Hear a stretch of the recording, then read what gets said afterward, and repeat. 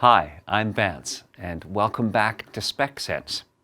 It's winter, that magical season where you have to expect the unexpected. With heavy snow to freezing rain, ice can build up quickly and become a major safety hazard.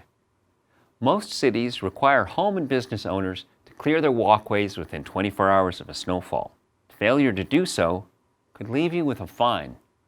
Fortunately, using ice melter can help keep your walkways clear and safe.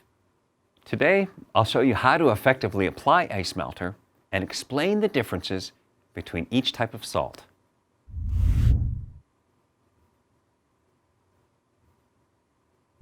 First, remove the snow directly after the snowfall, before the snow gets compacted. This will limit how much ice forms. Always follow the directions on the label, as each product is different. Overall, it's recommended to use roughly 100 grams per square meter or half a cup per square yard.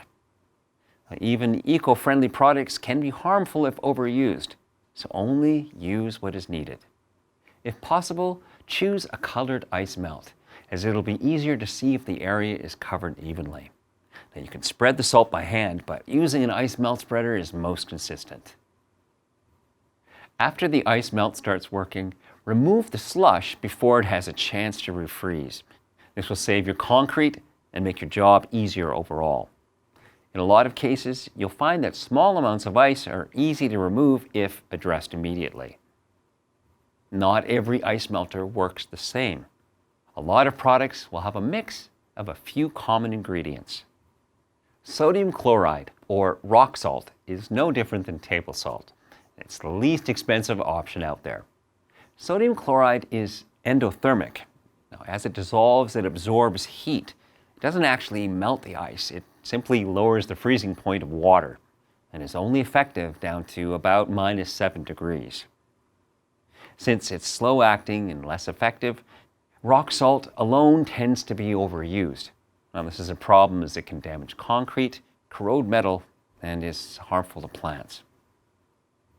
Calcium chloride is one of the most effective and fast-acting ice melters available. Now, in addition to lowering the freezing point of water, calcium chloride actively melts ice. When combined with water, calcium chloride reacts exothermically. Now, this means it releases heat and can melt ice in temperatures as low as -30 degrees. When used properly, calcium chloride is less damaging to concrete and is generally safe for plants and grass. But make sure you wear gloves when handling, as it can burn and irritate the skin. Potassium chloride and magnesium chloride are two environmentally friendly ice melters. These are safer around pets and a little less harmful to lawns and gardens. Generally, potassium and magnesium chloride are mixed with other compounds to increase their effectiveness. They are less common and a bit more expensive. By staying prepared and using ice melt effectively, you can easily keep your walkways clear and safe this winter.